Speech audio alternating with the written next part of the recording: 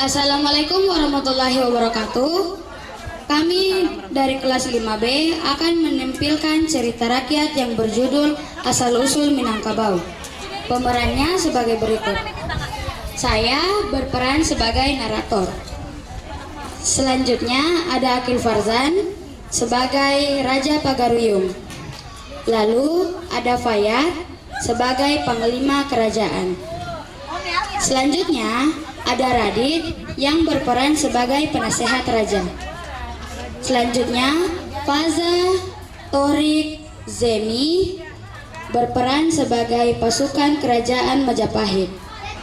Lalu ada Aulia yang berperan sebagai Datuk Tantejo Gerhano yaitu Putri Raja. Selanjutnya ada Rebecca sebagai Dayang. Dan spesial starnya yaitu Zakil dan Fat. Zakil berperan sebagai kerbau kerajaan Pagaruyung dan Fat berperan sebagai kerbau kerajaan Majapahit.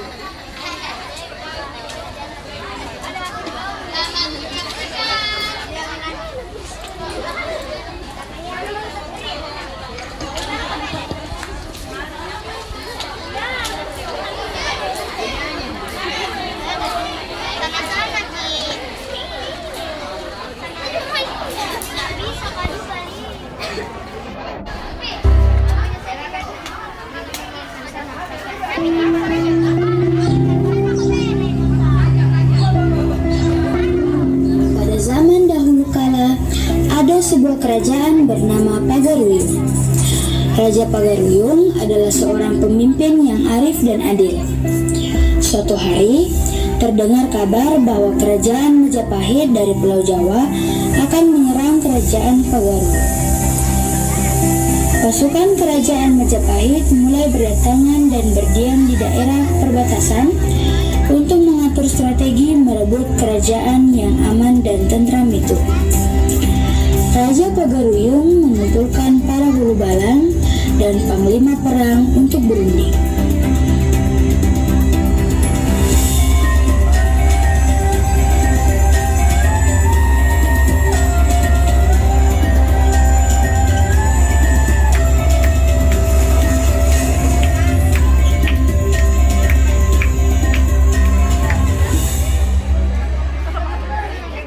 Aku mengumpulkan kalian untuk membicarakan langkah yang akan kita tempuh dalam menghadapi pasukan kerajaan Majapahit. Saat ini, mereka sudah berada di perbatasan dan siap menyerang. Bagaimana menurut kalian? Duka, kita tidak dapat melakukan penyerangan yang akan menimbulkan masalah bagi rakyat. Bagaimanapun, peperangan akan merugikan rakyat kita sendiri. Aku setuju. Kita harus memikirkan cara untuk mengalahkan mereka tanpa harus membuat rakyat sengsara. Paduka, lebih baik kita ajak mereka berunding dan meminta mereka untuk meninggalkan kerajaan ini. Jika dengan cara berunding ternyata tidak menyelesaikan masalah, kita tantang mereka untuk adu kerbau. Raja setuju dengan pendapat panglima perang. Lalu mereka mulai menyusun rencana. Raja memerintahkan putrinya, Datuk Tantejo Gerhano, untuk pergi ke perbatasan. Datuk Tantejo Gerhano adalah seorang gadis yang mempunyai tata krama yang tinggi dan lembut hati. Sebelum pergi, ia mendandani gadis-gadis dan dayang-dayang yang akan menemaninya. Di perbatasan, Datuk Tantejo Gerhano mendekati kemah-kemah pasukan kerajaan Majapahit.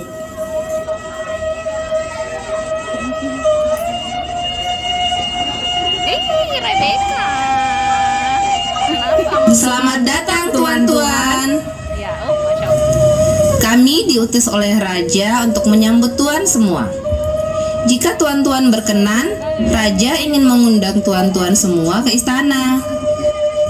Namun sebelum itu silakan cicipi makanan-makanan yang sudah kami bawa. Pasukan kerajaan Majapahit merasa senang sekaligus heran. Mereka mengira akan disambut oleh pasukan perang kerajaan Pagaruyung. Tetapi ternyata disambut oleh gadis-gadis cantik yang ramah dan makanan yang enak-enak. Usai menikmati santapan lezat itu, pasukan kerajaan Majapahit diantar menuju istana menemui raja. Raja Pagaruyung menyambut mereka dengan ramah.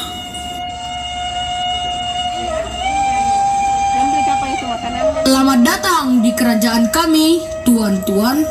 Jika boleh kami tahu, apakah tujuan tuan semua datang ke sini?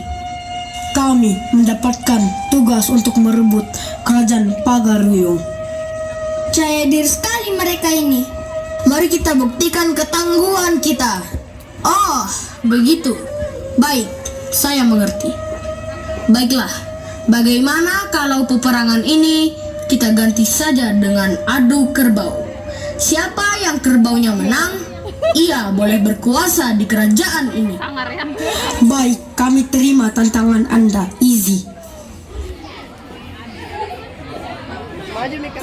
Prajurit-prajurit kerajaan Majapahit setuju. Lalu mereka menyiapkan seekor kerbau yang sangat besar dan kuat untuk diadu dengan kerbau dari kerajaan Pagaruyung. Kerajaan Pagaruyung justru memilih seekor anak kerbau yang masih menyusu dengan ibunya. Anak kerbau itu sengaja dipisahkan dari induknya selama 3 hari, sehingga anak kerbau itu tidak bisa menyusu pada induknya dan menjadi haus. Lalu, di mulut anak kerbau itu dipasang sebuah besi yang berbentuk kerucut dan sangat kunci.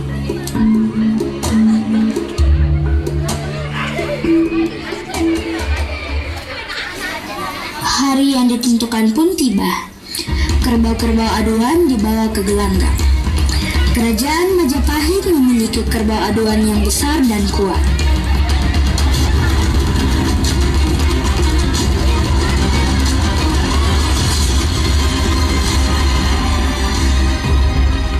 Kalahkan saja kerbau kecil itu.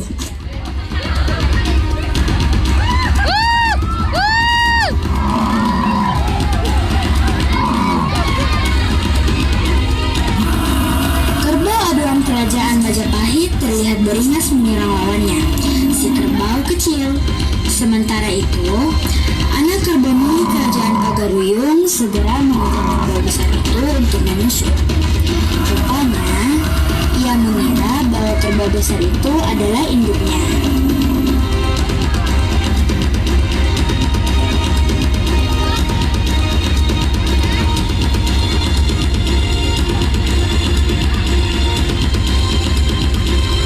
Lonceng kecilnya berusaha menggapai perut kerbau lawannya, sehingga perut kerbau kerajaan Majapahit terluka. Karena luka yang semakin banyak, kerbau kerajaan Majapahit pun tersungkur dan mati.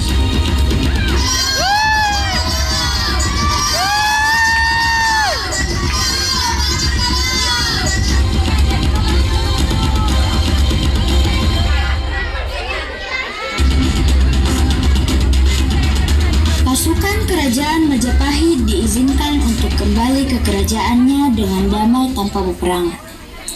Sementara itu, berita kemenangan kerbau kerajaan Pagaruyung menjadi buah bibir di seluruh negeri. Manangkabau adalah bahasa penduduk setempat yang berarti menang kerbau. Akhirnya, daerah itu dikenal dengan sebutan Minangkabau, yang lama-kelamaan menjadi Minangkabau. Minang berarti menang, dan kabau yang berarti kerbau.